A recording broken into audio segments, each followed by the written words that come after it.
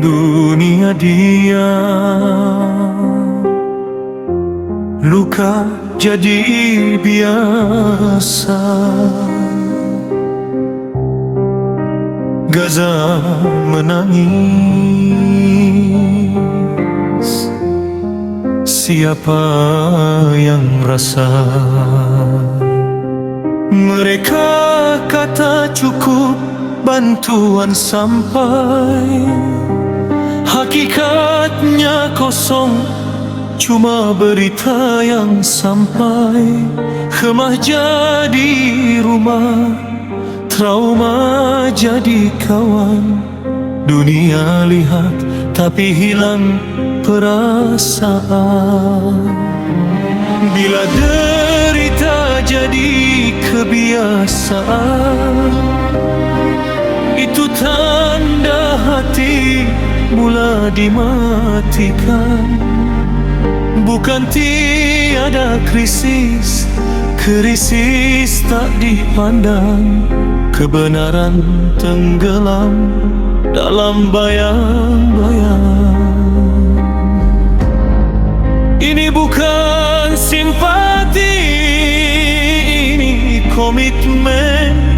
Bukan sekadar suara, ini pergerakan. Kami datang bukan bawa senjata, kami datang bawa suara manusia. Pecahkan sekatan tanpa kekerasan, dengan disiplin dan keberanian. 100 kapal, satu tujuan, bukan simbol, ini perjuangan. Aman bukan lemah, ini kekuatan. Sumut berdiri lawan penindasan.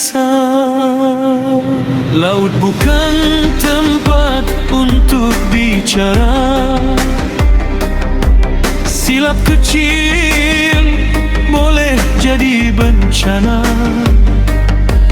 Latihan demi latihan dibina,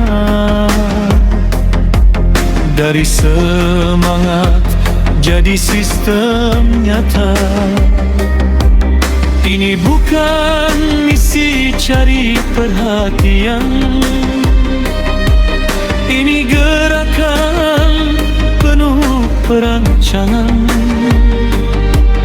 Koordinasi, sabar dan arahan, semua tersusun bukan sembarangan. Mereka tak jerit tapi dunia dengar. Mereka tak serang tapi tembok bergetar.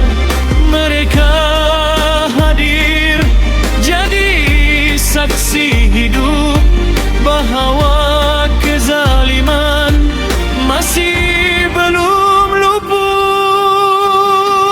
Kami datang bukan bawa senjata, kami datang bawa suara manusia. Pecahkan sekatan tanpa kekerasan, dengan disiplin dan keberanian. Ini bukan mimpi, ini kenyataan. Gabungan moral dan strategi jalan. Dunia mungkin diam, kami takkan sumut berlayar sampai kebenaran. Kalau dunia pilih untuk diam, kami pilih untuk datang dengan adab, dengan berani untuk Gaza. Kami kami tak berhenti.